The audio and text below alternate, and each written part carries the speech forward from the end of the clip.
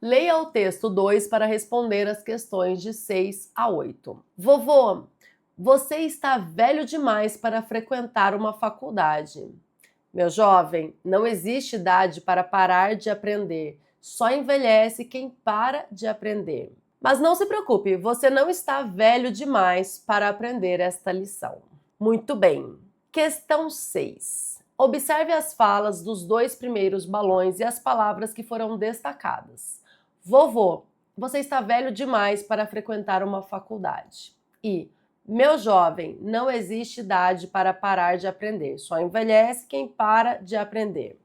Respectivamente, vovô e meu jovem, qual função desempenham os termos em destaque nos períodos em que estão? Letra A, vocativo e sujeito. Letra B, ambos são sujeitos. Letra C, ambos são vocativos. Letra D, ambos são apostos. Ou letra C, aposto e sujeito. Bom, o que você precisa saber? Aqui nós temos, vovô, você está velho demais para frequentar uma faculdade. Vovô é o termo que o moço utilizou para se referir à pessoa com a qual ele estava conversando. Então, vovô, vírgula, você está velho demais para frequentar uma faculdade. Isso é vocativo. Vocativo é o termo que se emprega para se referir à pessoa com a qual você está conversando. Pode ser qualquer termo, o nome dessa pessoa, o apelido, a profissão, você emprega um termo para se referir a ela. O vocativo vem sempre entre vírgulas, então é um chamamento. Vovô e depois, meu jovem, não existe idade para parar de aprender. Meu jovem tem essa mesma função, é a função de chamar, é a função de evocar, é o termo que eu emprego para interpelar, falar com a pessoa com a qual eu estou conversando. O moço chama o senhor de vovô, o senhor chama o moço de meu jovem. Ambos são vocativos. A alternativa correta é a letra C. Agora, qual é a diferença entre sujeito e vocativo? Olha só, vovô, você está velho. Então, vovô, vírgula, é o vocativo, você é o sujeito. O sujeito é o termo com o qual o verbo concorda, você está velho. Professora, mas o vovô e o você são dois termos que estão se referindo à mesma pessoa. Sim, estão se referindo à mesma pessoa ali no discurso, mas gramaticalmente exercem funções diferentes. O vovô é o vocativo e o você é o sujeito dentro da oração. Então você precisa ter isso em mente. Questão 6, alternativa correta, letra C. Sétima questão. Sobre a charge, qual o tema central do texto? Letra A, etarismo. Letra B, sedentarismo. Letra C, preconceito racial. Letra D, preconceito linguístico. Ou letra E, classismo. Então a gente precisa conhecer o sentido desses termos para entender, para resolver a questão. Volte lá à charge. Qual é a questão que está sendo discutida aqui? Qual é a questão que a charge traz à tona? É o fato de o jovem estar criticando o senhor por estar na faculdade.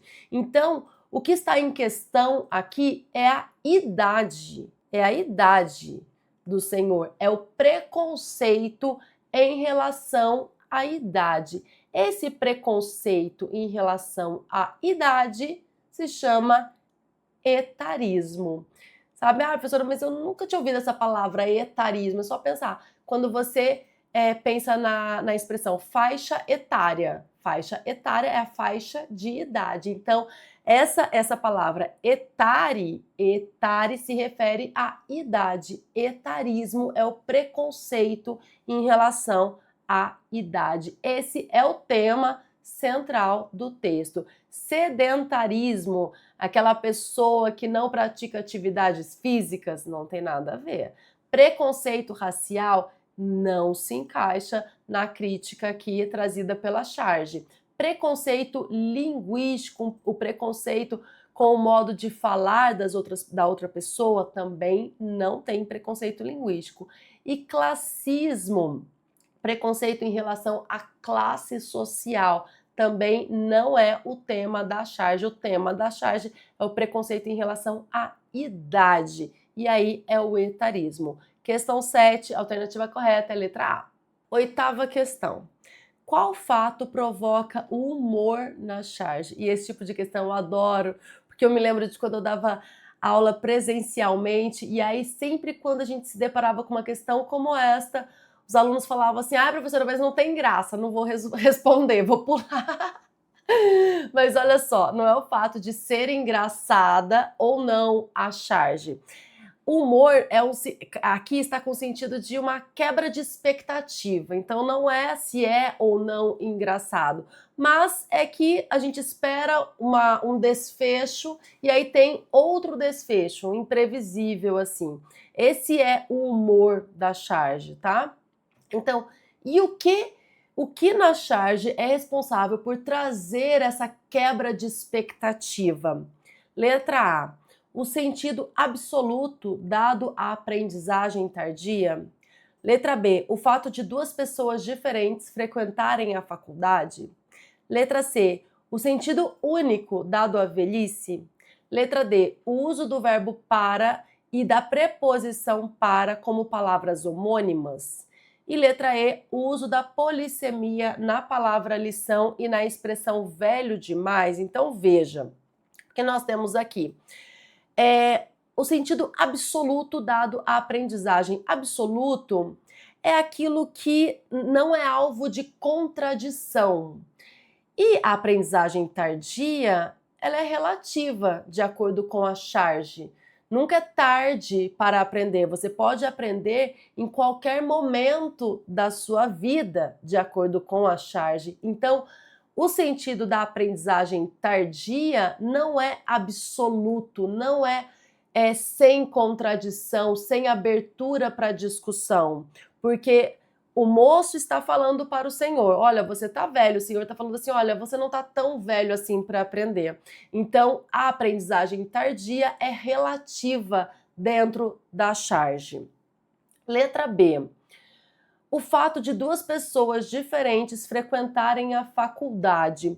Sim, duas pessoas em idades diferentes estão na mesma faculdade, mas não é esse o fato responsável por estabelecer o humor na charge, aquela quebra de expectativa no final.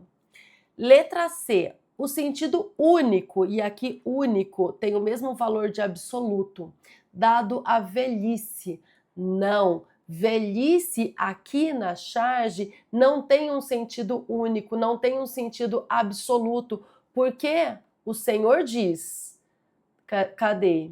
O Senhor diz: só envelhece quem para de aprender. Então ele está dizendo que ele não é velho, ele é jovem, porque ele continua aprendendo. Então a velhice aqui não tem um sentido único, não tem um sentido absoluto. A velhice é relativa. Letra D. O uso do verbo para e da preposição para como palavras homônimas. Sim, aqui existe o uso de para, preposição e para, flexão do verbo parar, mas isso não é responsável por dar o humor da tira.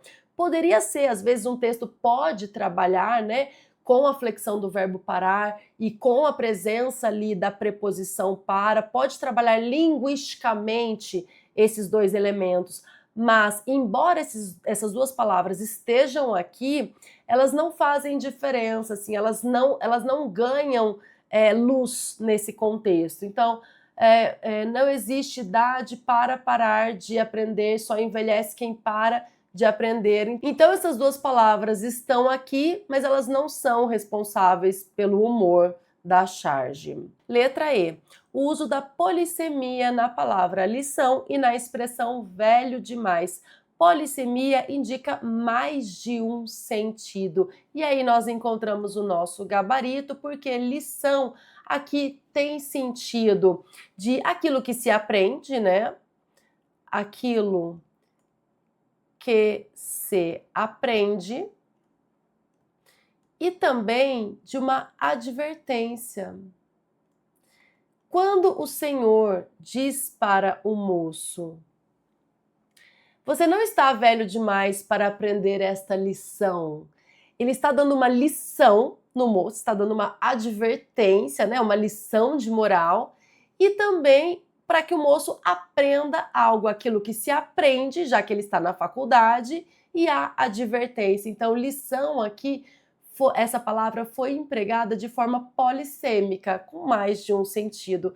E velho demais também, porque tem o velho demais na visão do moço, né? Que para o moço o senhor está velho demais para a faculdade, e tem o velho demais na visão do senhor, que diz: olha, você não está velho demais, porque para o senhor só é velho quem para de aprender.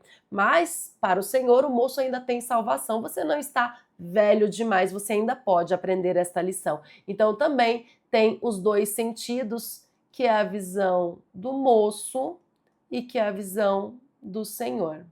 Portanto, questão 8, a alternativa correta é a letra E. Questão 12. No trecho em destaque, são desembarcadas as malas, as portas e janelas da casa e corpo se abrem e a clorofila começa a entrar pelos poros. Qual figura de linguagem se observa? Letra A, eufemismo. Letra B, elipse. Letra C, paradoxo. Letra D, zeugma. Ou letra E, metonímia. Bom, a clorofila começa a entrar pelos poros. Que figura de linguagem é essa? Letra A, eufemismo. Eufemismo não é, porque eufemismo diz respeito à suavização. Suavização de um determinado termo. Então, por exemplo, em vez de falar fulano morreu, fulano partiu desta para melhor. Então, eu utilizo uma expressão mais suave para deixar aquele termo menos pesado, aquela situação menos pesada. Letra B, elipse. Elipse é a omissão de um termo. É a omissão de um termo. Nesse trecho, a clorofila começa a entrar pelos poros, não tem omissão de termo nenhum. Paradoxo é uma contradição. É uma contradição, como em amor é fogo que arde sem se ver. Se arde, como é que não se vê esse fogo ardendo? Isso é uma contradição. Não há contradição nesse trecho. A clorofila começa a entrar pelos poros. Parece um trava-língua essa frase, gente, tá difícil. Zeugma. Zeugma também é uma omissão, mas é uma omissão de um termo já mencionado no trecho. Aqui não há omissão, como eu já disse, não há zeugma. Por fim, metonímia, que é a alternativa correta. Por que a metonímia aqui, professora? É a parte pelo todo. Parte pelo todo. A metonímia é uma figura de linguagem que consiste em usar um termo em substituição a outro termo, em uma relação lógica de sentido. Então, se eu digo aqui, as portas e janelas da casa e o corpo se abrem e a clorofila começa a entrar pelos poros, eu não estou dizendo que é a clorofila que está entrando, a clorofila que é um elemento presente nas plantas. Eu estou dizendo que a natureza está entrando. Eu abro a janela e vejo a natureza, deixo a natureza entrar. Por isso é a parte pelo todo. É a clorofila, é a parte da planta que representa a natureza. Quando eu vou para o campo. Então, aqui é uma metonímia. Questão 12, alternativa correta é a letra E. Questão 13. Analise as assertivas sobre o trecho. O verde e o azul, lá longe ainda, difíceis de alcançar. 1. Verde e azul, apesar de se classificarem normalmente como adjetivos, aqui funcionam como substantivos. Então, veja, aqui eu tenho verde azul. São cores. Geralmente são adjetivos. Se eu digo a camisa é verde, verde é adjetivo. A camisa é azul, azul adjetivo. Mas neste caso aqui, como eu tenho antes o artigo definido, eu estou substantivando essas palavras. Eu transformei essas palavras em substantivos. Portanto, sim, verde e azul, apesar de se classificarem normalmente como adjetivos, aqui funcionam como substantivos. Sim, por conta da presença desse artigo antes das palavras. 2. O verde e o azul constituem o sujeito composto da oração. Verde e azul, lá longe, ainda estão ou são difíceis de alcançar. Estão difíceis de alcançar. Então, sim, é o sujeito desse verbo que está oculto, elíptico no trecho, o verde e o azul. Por que sujeito composto? Porque eu tenho dois núcleos, o verde e o azul. Verde, azul. Sujeito composto porque ele apresenta dois núcleos.